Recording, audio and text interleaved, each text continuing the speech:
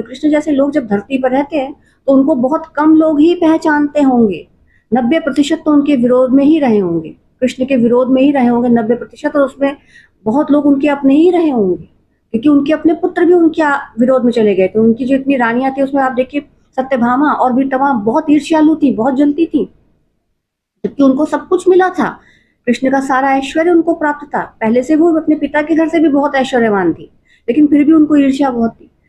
तो कृष्ण जब थे तो तब नहीं, लेकिन जब चले जाते हैं ऐसे लोग तो उसके बाद उनके साथ के जो 5-10% लोग होते हैं वो बेचारे पीछे छूट जाते हैं। जो 90% विरोध करने वाले होते हैं वो और उनके वंशज इन्हें भगवान घोषित करके धर्म शुरू कर देते हैं। बुद्ध की भी आप सबको पता है यात्रा कैसी रही है, भोग से योग की अति तक वो गए हैं फिर लौटे हैं। एक्सट्रीम तो छुआ है बुद्ध ने। पूजा पाठ में ज्यादा रहती नहीं, लेकिन अभी एक कार्यक्रम में मैं सम्मिलित हुई, मैं बहुत ना के बराबर अब इन चीजों में जाती हूँ, बिल्कुल ना के बराबर। मेरी बेटी के पिताजी इन सब चीजों में ज्यादा इंटरेस्ट लेते हैं, मैं तो बिल्कुल ना के बराबर। तो गई थी तो बहुत कम जाती हूँ, तो गई तो वो पंडित जी मुझसे कहने लगे कि आप तो समझ रही हैं, अब नेचर ही होता है वही एक्सट्रीम वाला। जैसे कि ये संभावना है कि भगवान और शैतान दोनों का सामना उनसे होगा और उनका सामना भगवान और शैतान से होगा। ये जो पैदाइशी बीच वाले हैं इनका तो कुछ नहीं है। और ये जीसस का विरोध करने वाले सारे लोग थे, ज्यादातर लोग थे, विरोध था उनका और प्रबलतम विरोध था, और बड़े बड़े शक्तिमान लोग उनके विरोध में खड़े थे।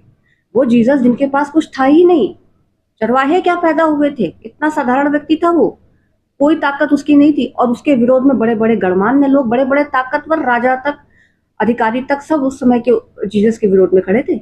और जब वो क्रूसिफाइड हो गए तो उनके साथ चमत्कारिक कथाएं जुड़ गई, जो भी हुआ। तो स्वामी तुलसीदास को ही देख लीजिए, कहते हैं कि बहुत उनको, हालांकि किसी भी तरह साम दाम दंड भेद कर ये भेद लगाकर वो ये चाहते थे कि गोस्वामी तुलसीदास उनके दरबार में शामिल हो जाएं, उनके द्वारा दिया गया कोई पद कुछ भी ग्रहण कर लें। और उसका राजनीतिक कारण भी था, क्योंकि मानता था काशी के पंडित तो सब उनके खिलाफ खड़े थे, गोस्वामी तुलसीदास के खिलाफ थे। कबीर कितना विरोध सहा है, और बड़े बड़े लोगों से, राजा महाराजा से, संपन्न लोगों से विरोध झेलना पड़ा है।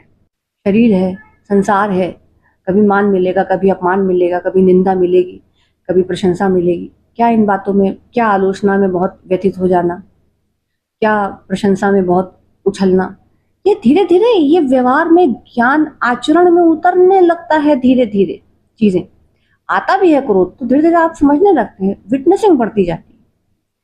तो भक्ति का ये बड़ा फायदा है कि जाने में जो हो रहा था अब आप देखने लगेंगे, अच्छा ये है, इसके साथ ऐसा होना है, अच्छा बुरा कुछ भी।